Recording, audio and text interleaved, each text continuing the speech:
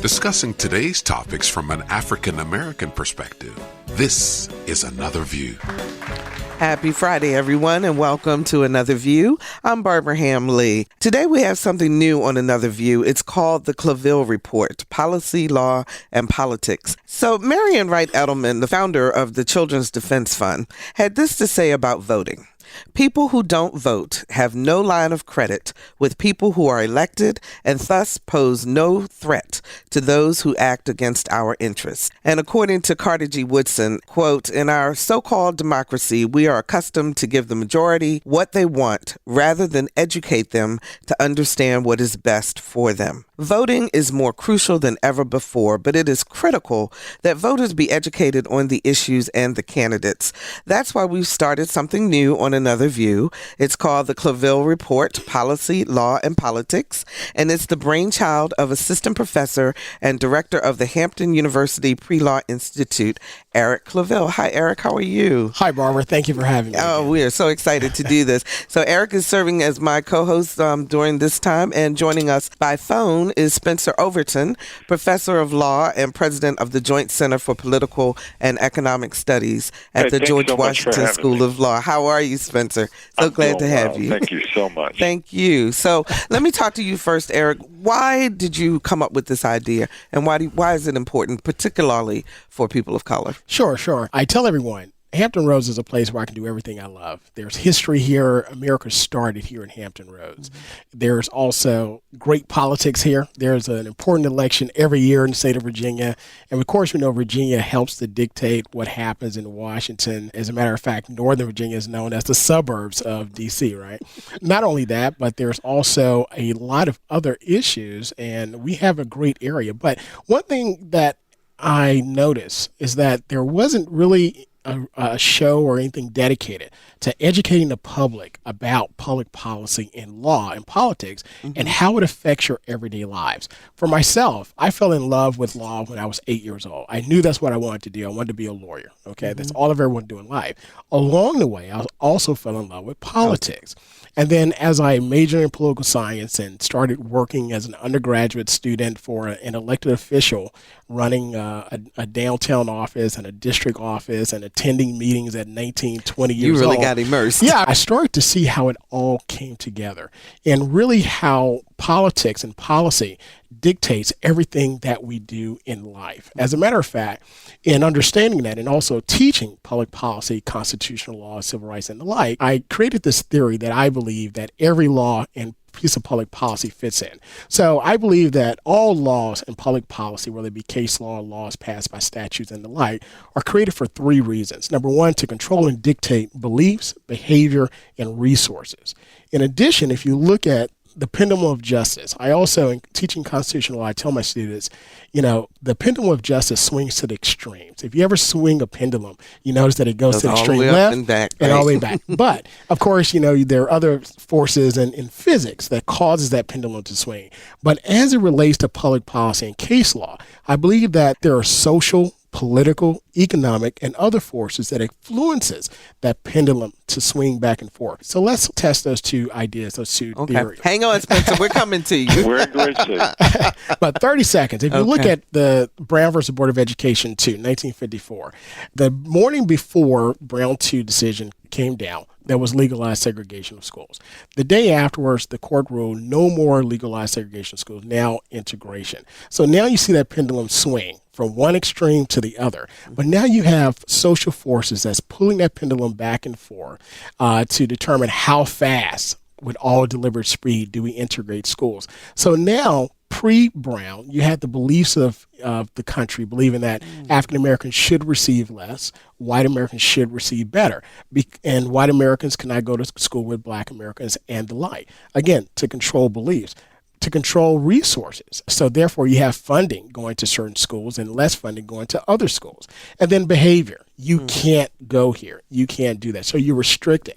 So I also tell individuals, when you ask, why don't people do this or why don't people do that, go back to the public policy. One very interesting part is about swimming. People ask the question, why don't African Americans swim? Well, look at public policy. African Americans were not allowed to go to public pools and so forth. So therefore, why learn to swim? You didn't need to. Very good point. So I'm going to let you start the conversation with Spencer in terms of why is it so critical for us to start voting? How does that affect our daily lives? Sure. One thing I want you to discuss with us today, Spencer, is, of course, with your expertise being president of the Joint Center for Political Economic Studies, we're looking at not only why law and public policy is created, but why it's important. With that being the case, we understand that politics is the who gets what, when, where, and how. The how is through public policy. The influence of that is through special interest in voting. So with that being the case, how does politics and public policy affect the economic impact, especially on communities of color? I think a place that we can look at in a very concrete way would be Ferguson, Missouri. Mm-hmm. So in Ferguson, Missouri, we have a situation in 2012 where we've got, it's a majority African-American community, but we've got a situation where whites and African-Americans are voting at about the same level in national elections in 2012, but just a few months later in local elections, whites are 3 times more likely to vote than African-Americans. And so we shouldn't be surprised that city council that was then almost all white, it only had 1 African-American member. And so you got a predominantly African-American town, and because of the low turnout in these local elections, we've got a city council that does not reflect the populace. And it's not just skin color, because it's not about skin color. It's really about the priorities and the policies and the issues of the community as a whole. So when we talk about how the municipality raises funds, you remember that they were raising a lot of money through court fines and fees and through tickets and other things that really have a harsh impact on poor folks, and they were really enforcing the law in a way that was frankly discriminatory in terms of, at least that's what the Justice Department found.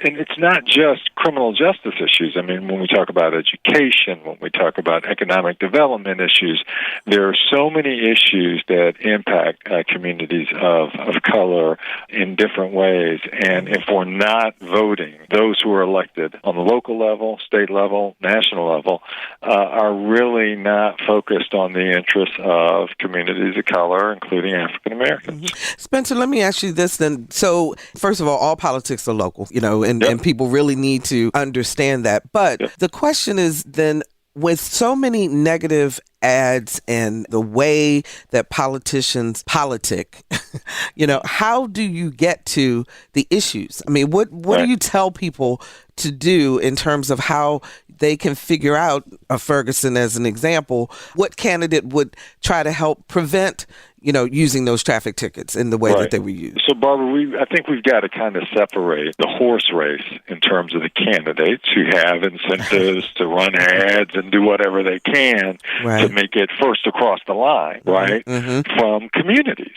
Right? And in communities in terms of block club captains and other folks who are actively working to get people out to the polls and point them in the direction of the right candidates, right? And so I think that as a community, we can't just rely on candidates. We can't rely on political parties.